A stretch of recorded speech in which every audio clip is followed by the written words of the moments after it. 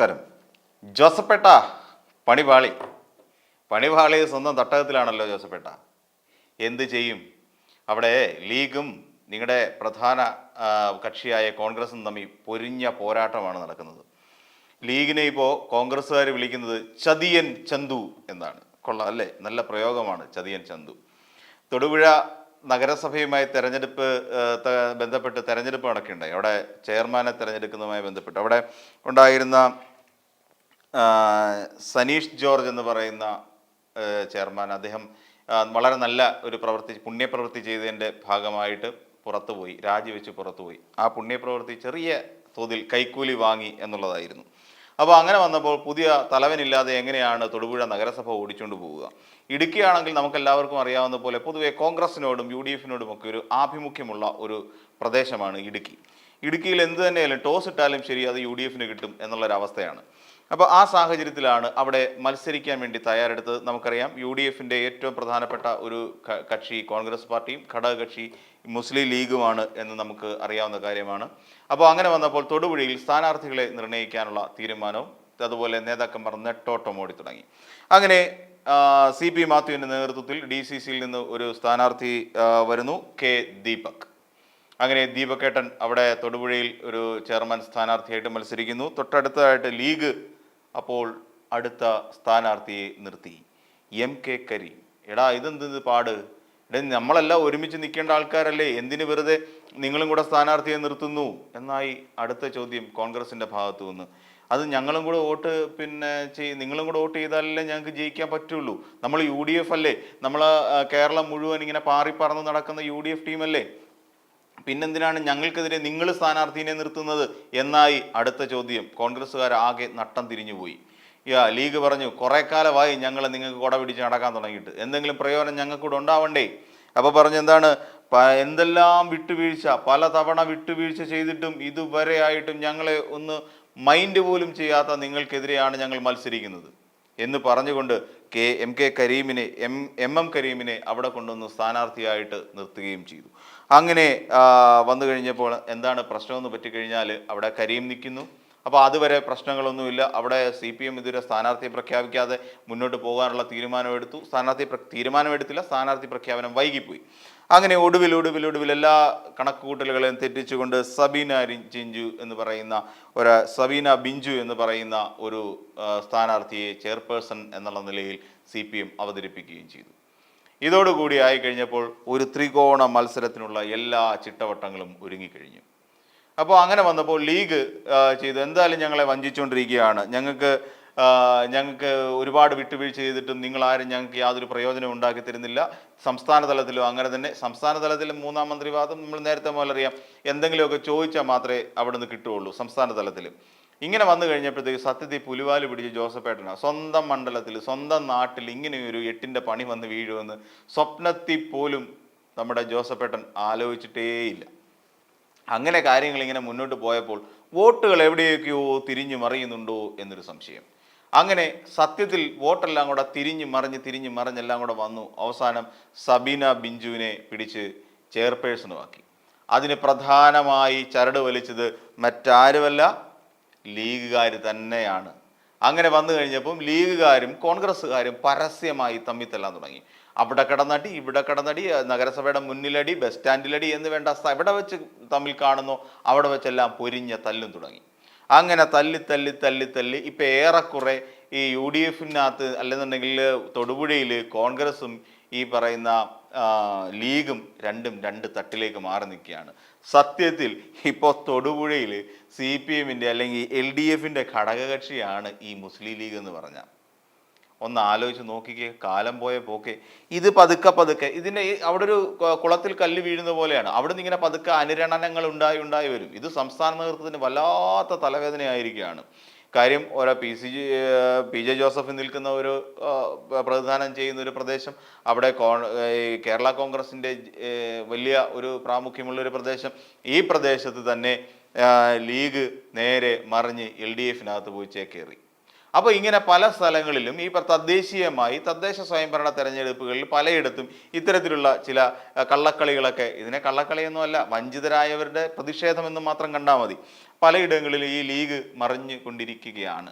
ഈ സാഹചര്യത്തിൽ UDF-ന് അല്പസ്വല്പം, പ്രത്യേകിച്ച് കോൺഗ്രസ്സിന് അല്പസ്വല്പം ഭയമുണ്ടായില്ലെങ്കിലേ അതിശയമുള്ളൂ. ഭയക്കണം എന്ന് അവസാനം ഒരു ടാഗ് ലൈനും കൂടെ അവർ കൊടുത്തു എന്നാണ് കേട്ടത്. അപ്പോൾ ഇങ്ങനെ കാര്യങ്ങളൊക്കെ ഇങ്ങനെ കുഴഞ്ഞു മറിഞ്ഞ് ആകെപ്പാടെ ചക്ക കുഴയുന്ന പോലെ കൊഴിഞ്ഞ് UDF-ന്റെ VD സതീശനൊക്കെ കൂടെ ആകെപ്പാടെ കിടന്ന് ആലോചിക്കണം, ഇതിന് എന്ത് ചെയ്യും, ഇതിനൊരു പരിഹാരം വേണ്ടേ. ഇങ്ങനെ പരിഹാരത്തെ കുറിച്ച് ഇങ്ങനെ ആലോചിച്ചിരുന്നപ്പോൾ ഉണ്ട് അങ്ങ് പൂഞ്ഞാറിൽ നിന്ന് ഒരു വെളിപാടുണ്ടാകുന്നു. എന്താണെന്നറിയാമോ? ഈ പറയുന്ന പോലെ കോൺഗ്രസ്സുകാർ നിർത്തിയത് ഒരു ഹിന്ദുവിനെ ആയതുകൊണ്ടാണ് ആ മുസ്ലിം ലീഗുകാർ പിന്നെ കോൺഗ്രസിൻ്റെ സ്ഥാനാർത്ഥിക്ക് വോട്ട് ചെയ്യാതിരുന്നത്. എന്താ ഇത്? അല്ലെങ്കിൽ ഈ ചിലയിടത്തൊക്കെ ചില ആൾക്കാരുണ്ട് ഇങ്ങനെയാണ്, അവർക്ക് രാഷ്ട്രീയത്തിനേക്കാൾ ഉപരി കുറച്ചൊക്കെ വർഗീയത പറയുന്നതാണ് താല്പര്യം. രാഷ്ട്രീയം പറയൂ PC ജോർജ്, അല്ലാതെ നിങ്ങൾ ഈ പറയുന്ന പോലെ വർഗീയത പറഞ്ഞ് അവിടെ ചീട്ടിറക്കി കളിക്കരുത്, അത് മോശമാണ്. ഇപ്പോൾ PC ജോർജ് ഉടനെ പറഞ്ഞത് അവിടെ പിന്നെ CPM-ൻ്റെ നേതാവെന്ന് പറഞ്ഞാൽ ഹിന്ദു, പിന്നെ ഈ കോൺഗ്രസിൻ്റെ നേതാവെന്ന് പറഞ്ഞാൽ സ്ഥാനാർത്ഥി എന്ന് പറഞ്ഞാൽ ഹിന്ദുവാണ്, അതുകൊണ്ട് ഈ മുസ്ലിം ലീഗുകാർ അവിടെ ഹിന്ദുവിന് വോട്ട് ചെയ്യാതെ അവർ മറിച്ച് ഈ പറയുന്ന സബീന ബിഞ്ചുവിന് വോട്ട് ചെയ്തു. ചേട്ടാ ഇത് കൊള്ളാമല്ലോ, നല്ല കളിയാ. പൊതുവേ PC ജോർജ് അങ്ങനെയാണ്. ഈ PC ജോർജിനെ കുറിച്ച് ഞാൻ കൂടുതൽ പറയേണ്ട ആവശ്യമില്ല, എങ്കിൽ പോലും എല്ലാവർക്കും അറിയാവുന്നതാണ്.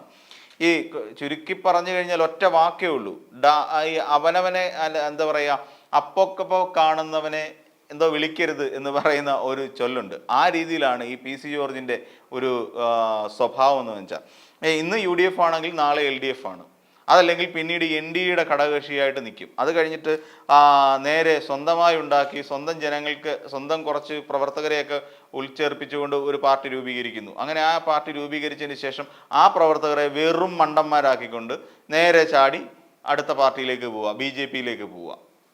ഇങ്ങനെ വ്യക്തമായി ഒരു രാഷ്ട്രീയ നിലപാടില്ലാത്ത ഒരാളായി PC ജോർജ് മാറി. ഏറെക്കുറെ UDF-ൽ നിൽക്കുന്ന സമയത്തൊക്കെ PC ജോർജിൻ്റെ മനസ്സിലൊരു മതേതര ചിന്താഗതികളൊക്കെ ഉണ്ടായിരുന്നു. കാര്യം അതുകൊണ്ടാണല്ലോ പൂഞ്ഞാറിൽ നിന്ന് വിജയിപ്പിച്ചൊക്കെ വിട്ടത്. കാര്യം അവിടെ മുസ്ലിംസിന് കൂടുതൽ പ്രാധാന്യമുള്ളൊരു പ്രദേശമാണ്. അതുകൊണ്ട് തന്നെ PC ജോർജിന് അവിടുന്ന് ഈ പറയുന്ന മുസ്ലിം സമുദായത്തിൽപ്പെട്ടവരുടെയൊക്കെ വോട്ട് നേടിക്കൊണ്ടാണ് അദ്ദേഹം നിയമസഭയിലേക്ക് എത്തിയത്. അതേസമയം അത് കഴിഞ്ഞ് തൻ്റെ ഉള്ളിൽ അല്പം വർഗീയ വിഷമുണ്ട് എന്നുള്ള കാര്യം PC ജോർജ് സ്വയമേവ തിരിച്ചറിഞ്ഞുകൊണ്ട് തൽക്കാലം ജനപക്ഷത്തെ തിരിച്ച് നേരെ അവിടെ കൊണ്ടുവന്ന് NDA-യുടെ ലാവണത്തിൽ കൊണ്ട് കെട്ടി. അങ്ങനെ കെട്ടിക്കഴിഞ്ഞപ്പോൾ പിന്നെ പറയുന്നതെല്ലാം മണ്ടത്തരവും വിടുവായത്തരവുമാണ്. അദ്ദേഹം പിന്നീട് മുസ്ലിംസിനെ കണ്ടൂടാ, ഈ മുസ്ലിം സമുദായത്തിൽപ്പെട്ട ഒരാളുടെ വോട്ടും വേണ്ട, നിൻ്റെ ഒന്നും വോട്ട് വേണ്ട എനിക്ക് ജയിക്കാൻ എന്ന് ഘോരം അട്ടഹസിച്ച് പ്രസംഗിച്ച് കൂക്കി വിളിച്ച് തന്തയ്ക്ക് വിളിച്ചിട്ടൊക്കെയാണ് അദ്ദേഹം ഇലക്ഷൻ പ്രചരണ രംഗത്ത് പോലും ഉണ്ടായിരുന്നത്. അവരെല്ലാം അവിടെ നൈസായിട്ട് പണിയെടുത്തു, തേച്ചൊട്ടിച്ചു എന്ന് പറഞ്ഞാൽ മതിയല്ലോ. അതോടുകൂടി PC ജോർജ് എന്ന് പറയുന്ന ഒരു കേരള രാഷ്ട്രീയത്തിൽ വട്ടപൂജ്യമായി മാറി. അങ്ങനെ ആ വട്ടപൂജ്യം വീണ്ടും ഒന്ന് ഉയർത്തെഴുന്നേൽക്കാൻ വേണ്ടി ശ്രമിച്ചതാണ് ഈ കഴിഞ്ഞ ലോക്സഭാ തെരഞ്ഞെടുപ്പിൽ. വട്ടപൂജ്യം ഒന്നെങ്കിലും ആയി മാറണ്ടേ, അതിനു വേണ്ടി ശ്രമിച്ചു. അവസാനം കൂടെ നിന്നവന്മാരെ എല്ലാം നൈസായിട്ട് തേച്ചിട്ട് ജനപക്ഷത്തെ അങ്ങ് പിരിച്ചുവിട്ടു. ജനപക്ഷത്തെ പിരിച്ചുവിട്ടിട്ട് നേരെ BJP-യിൽ ചെന്നിട്ട് സാഷ്ടാംഗം പ്രണമിച്ചുകൊണ്ട് അണ്ണാ ഞാൻ ഇങ്ങെത്തി, എന്നെ ഇങ്ങ് എടുത്തോ എന്ന് പറയുന്ന രീതിയിൽ നദ്ദയുടെ കാൽക്കീഴിലും ഈ പറയുന്ന പ്രകാശ് ജാവദേക്കറുടെ കാൽക്കീഴിലും അഭയം തേടി. അങ്ങനെ വന്നു കഴിഞ്ഞപ്പോൾ കിട്ടിയത് ഒരാളല്ലേ, എന്നാൽ പിന്നെ വന്ന് കയറിക്കോട്ടെ എന്ന് അവരും വിചാരിച്ചു. പക്ഷേ PC-യുടെ മനസ്സിൽ വേറൊന്നായിരുന്നു, പത്തനംതിട്ട സീറ്റായിരുന്നു. നമുക്ക് എല്ലാവർക്കും അറിയാവുന്ന കാര്യം. പത്തനംതിട്ട നിന്ന് എങ്ങനെയെങ്കിലും ജയിക്കണം എന്നുള്ളതായി. അതിനിടയിൽ കളിക്കാവുന്ന വർഗീയ നാറിയ കളികളെല്ലാം കളിച്ചു കഴിഞ്ഞു. അങ്ങനെ ഇത്തരം വർഗീയ കളികൾ ഇപ്പോഴും കളിച്ചിട്ടാണ് അങ്ങനെ നിൽക്കുന്നത്. എന്നിട്ട് ഇപ്പോൾ വീണ്ടും കുറേ കാലമായി യാതൊരു ഈ ലോക്സഭാ തെരഞ്ഞെടുപ്പിന് ശേഷം വലിയ അറിവൊന്നും ഇല്ലായിരുന്നതാണ്. ഇപ്പോൾ അതേ വീണ്ടും രംഗത്തെത്തിയിരിക്കുകയാണ്. തൊടുപുഴ ഉപതെരഞ്ഞെടുപ്പുമായിട്ട് ബന്ധപ്പെട്ട്, നഗരസഭയിലെ തെരഞ്ഞെടുപ്പുമായിട്ട് ബന്ധപ്പെട്ട് അവിടെയും വർഗീയത ഇറക്കി കളിക്കാനുള്ള ശ്രമത്തിലാണ് ഈ PC ജോർജ്.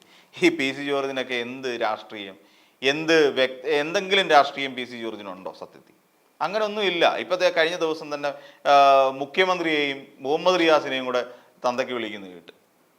സത്യത്തിൽ ഇങ്ങനെ 10 പേരെ തെറി പറഞ്ഞാലേ ഞങ്ങൾക്ക് പിടിച്ചു നിൽക്കാൻ പറ്റൂ, അല്ലെ ആൾക്കാർ ശ്രദ്ധിക്കൂ. ഇടയ്ക്കൊരു പ്രശ്നം ഉണ്ടായിരുന്നു, കേരളത്തിൽ എന്ത് സംഭവം ഉണ്ടായി കഴിഞ്ഞാലും നേരെ PC ജോർജിനെടുക്കാൻ മൈക്കും കൊണ്ടില്ല നമ്മുടെ മാധ്യമപ്രവർത്തകർ. കാര്യം എന്തെങ്കിലും ഉന്നതമായ വാഗ്ധോരണികൾ വായിൽ നിന്ന് അടർന്നു വീഴുന്നത് കേൾക്കാൻ വേണ്ടിയിട്ട് നമ്മൾ അങ്ങനെയൊക്കെ ചെയ്തിട്ടുണ്ട് ഇവിടുത്തെ മാധ്യമപ്രവർത്തകരെല്ലാവരും തന്നെ. കാര്യം വളരെ വിശദമായി 10 തെറിയൊക്കെ കലർത്തി ഈ പറയുന്ന കഴിഞ്ഞ ഒരു പ്രശ്നം അറിയാമല്ലോ, ഒരു വിഷയം, നടിയെ ആക്രമിച്ച കേസ് ഉണ്ടായ സമയത്ത് അദ്ദേഹം ഇരയ്ക്കൊപ്പം അല്ല നിന്നത്, പീഡകനൊപ്പം നിൽക്കുന്ന ഒരാളാണ്. അപ്പോൾ തന്നെ അദ്ദേഹത്തിൻ്റെ ഒരു റേഞ്ച് നമുക്ക് മനസ്സിലാവും. ഒരിക്കലും ഇരയ്ക്കൊപ്പം അദ്ദേഹം നിന്നിട്ടില്ല. ഏത് കേസ് വന്നാലും ഇരയ്ക്കൊപ്പം അദ്ദേഹം നിൽക്കില്ല. അതായത് എല്ലാവരും മഴ സമയത്ത് കുടയും പിടിച്ച് വടക്കോട്ട് നടക്കുമ്പോൾ കുടയില്ലാതെ ആ മഴയത്ത് തെക്കോട്ട് നടന്നാണ് PC ജോർജിൻ്റെ ശീലം. ആ ശീലം ഇവിടെയും കാണിച്ചു. ഇവിടെ തെരഞ്ഞെടുപ്പിനെ രാഷ്ട്രീയമായിട്ടല്ല കണ്ടത്, അദ്ദേഹം തിരഞ്ഞെടുപ്പിനെ വർഗീയമായി കണ്ടു. എന്നിട്ട് മുഖ്യമന്ത്രിയെയും മുഹമ്മദ് റിയാസിനെയും തന്തയ്ക്ക് വിളിച്ചു. ഇതൊക്കെയാണ് PC ജോർജിൻ്റെ ഒരു രാഷ്ട്രീയം. എന്ത് തന്നെയായാലും തൊടുപുഴയിലുണ്ടായത് ഒരു ചെറിയ കമ്പത്തിൻ്റെ ചെറിയ തിരിയാണ് എന്ന് നമുക്ക് പറയേണ്ടി വരും. കാര്യം ഇനിയും വരാൻ പോകുന്ന ഒരു വലിയ തെരഞ്ഞെടുപ്പുണ്ട്. ഇനി തദ്ദേശ സ്വയംഭരണ തെരഞ്ഞെടുപ്പിലെല്ലാം ഇത് പ്രതിഫലിക്കും. ഇനി ഒരു വർഷം കഴിഞ്ഞ് തദ്ദേശ സ്വയംഭരണ തെരഞ്ഞെടുപ്പ് വരികയാണ്. ഇതിലെല്ലാം ഈ പറയുന്ന പോലെ CPM-ഉം മുസ്ലിം ലീഗും തമ്മിൽ അവിശുദ്ധമായ ഒരു കൂട്ടുകെട്ട് മിക്ക ഇടങ്ങളിലും ഉണ്ടാകാനുള്ള സാധ്യത നമുക്ക് തള്ളിക്കളയാൻ പറ്റില്ല. അതിനുശേഷം ഇത്തരത്തിൽ ഇവരുടെ ഒരു സഖ്യം വിജയകരമാണ് എന്ന് തോന്നിക്കഴിഞ്ഞാൽ പതുക്കെ സംസ്ഥാന തലത്തിൽ ഒരു ചർച്ച ഉണ്ടാകാനുള്ള എല്ലാ സാധ്യതകളുമുണ്ട്. അങ്ങനെ കാര്യമായ ഒരു ചർച്ച നടന്നു കഴിഞ്ഞാൽ അടുത്ത നിയമസഭാ തെരഞ്ഞെടുപ്പ് ആകുമ്പോഴേക്കും മലപ്പുറം എന്ന് പറയുന്നത് UDF-നെ സംബന്ധിച്ചിടത്തോളം ഒരു കിട്ടാക്കനിയായി മാറും. അതിന് കാരണം വേറൊന്നുമല്ല, അടുത്ത വലിയൊരു ചർച്ച നടക്കുമ്പോൾ ഈ ലീഗിലെ പലരും തുറന്ന് പറഞ്ഞു കഴിഞ്ഞിരിക്കുകയാണ്, അവർ വഞ്ചിച്ചു, ഇതുവരെ അവർക്ക് വേണ്ടി പല വിട്ടുവീഴ്ചകളും ചെയ്തു, എന്നിട്ടും തങ്ങളെ വഞ്ചിക്കുന്ന സമീപനമാണ് കോൺഗ്രസ് പാർട്ടി സ്വീകരിച്ചത് എന്ന് പരസ്യമായി അവർ പ്രഖ്യാപിച്ചു കഴിഞ്ഞു തൊടുപുഴയിൽ. ഇത് എല്ലായിടത്തേക്കും ഇത് വ്യാപിക്കും. അവർക്ക് സ്വയം തിരിച്ചറിവുണ്ടായി തുടങ്ങിയിരിക്കുന്നു ലീഗിനെ സംബന്ധിച്ചിടത്തോളം. കാരണം ഇത്രയും കാലം UDF-ൽ കോൺഗ്രസിനൊപ്പം ചേർന്ന് നിന്നിട്ടും കോൺഗ്രസ് പല ഘട്ടങ്ങളിലും തങ്ങളെ തഴയുന്ന ഒരു സമീപനം ഉണ്ടായിട്ടുണ്ട് എന്നുള്ള തിരിച്ചറിവുണ്ടാകും. ആ തിരിച്ചറിവിൽ നിന്ന് എനിക്ക് തോന്നുന്നു ലീഗിനെ സംബന്ധിച്ച് ലീഗ് ഒരു മതേതര പാർട്ടിയാണ്. ലീഗിന് UDF-ന്റെ ഒപ്പം നിൽക്കാം, LDF-നോടൊപ്പം നിൽക്കാം. ഈ രണ്ട് സാധ്യതകൾ ലീഗിൻ്റെ മുന്നിലുണ്ട്. അപ്പോൾ ലീഗിന് എവിടെയാണോ സേഫ് എന്ന് തോന്നുന്ന ഒരു പൊസിഷൻ, ആ പൊസിഷൻ ലീഗ് സ്വീകരിച്ചാലും അവരെ യാതൊരു വിധത്തിലും തെറ്റു പറയാൻ പറ്റില്ല. ഈ വീഡിയോ നിങ്ങൾക്ക് ഇഷ്ടമായാൽ ലൈക്ക് ചെയ്യുക. കൂടുതൽ വീഡിയോകൾക്കായി യോഗനാഥം ന്യൂസ് ചാനൽ സബ്സ്ക്രൈബ് ചെയ്യുക.